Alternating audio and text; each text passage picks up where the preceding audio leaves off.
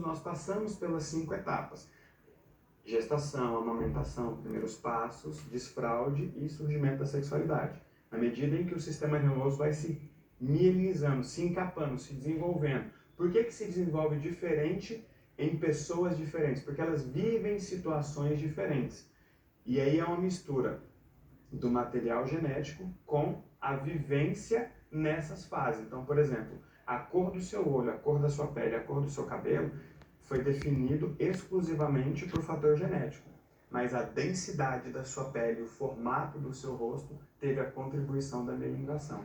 Então, o que a gente vai olhar é se o sujeito tem mais a predominância do formato quadrado, arredondado, triangular, esticado. Mas, por exemplo, eu vejo muita gente assim, eu sou muito parecido com meu pai. Eu vejo o corpo do meu pai e falo, puta, tô fudido, eu vou ficar assim. Certo. E tem uma coisa meio, quando eu vejo meu pai jovem, a foto dele lembrava um pouco a minha foto. Só que eu e meu pai, a gente não tem nada a ver, eu e ele.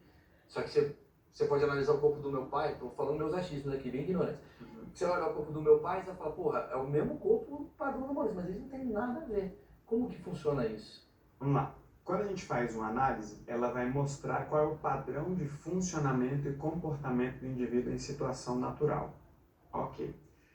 É comum você ver uma pessoa que tem uma configuração de um jeito e um comportamento diferente. Quer dizer que a análise está errada? Não. Não quer dizer que a análise está errada. Quer dizer que a pessoa está se esforçando constantemente para ser diferente. E isso traz um custo emocional e um desgaste absurdo. Ou seja, essa pessoa ela não vai ter sucesso e ela não vai ser feliz. Por quê? Ela está se forçando a sair do que ela é. A sair do que ela é. Então, por exemplo, ele é um sujeito que ele não consegue ficar em um ambiente com tanto contato quanto ele. Ele já é um sujeito que, se você isolar, a performance dele cai, porque ele não gosta de ficar sozinho. Se for para ficar sozinho, ele vai performar bem nesse ambiente e ele vai performar a quem? Mesmo os dois tendo a mesma capacidade e a mesma habilidade para fazer as coisas. Naquele momento, ele vai performar mal. Então, quando você olha para você, para o seu pai, você fala, poxa, a gente é parecido, mas no comportamento,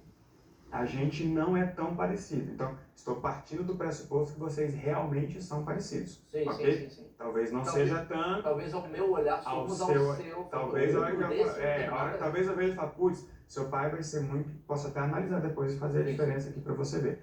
Então, vamos partir do pressuposto que realmente são duas pessoas muito diferentes. Quando eu olho para você, eu posso dizer, você está no que a gente chama de recursos dos seus traços, ou seja, padrão de funcionamento positivo. O lado bom de ser esquizoide, de ser oral, psicopata, masoquista ou rígido, porque tem o lado ruim. O lado ruim foi justamente aquilo que você ressentiu, que é aquela dor, cada traço tem uma dor básica. A rejeição, o abandono, a manipulação, a humilhação e a traição. Então a gente carrega essas dores.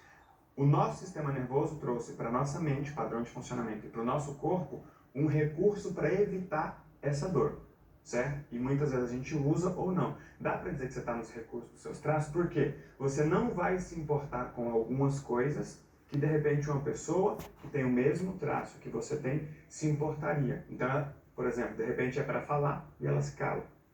Ou, de repente é para agir e ela trava. Então, aí quando a gente pega duas pessoas, vamos supor que você e seu pai sejam parecidos, mas você pega e fala, poxa, a gente tem comportamentos diferentes. Aí tem o X da questão. Vocês vivem em ambientes diferentes.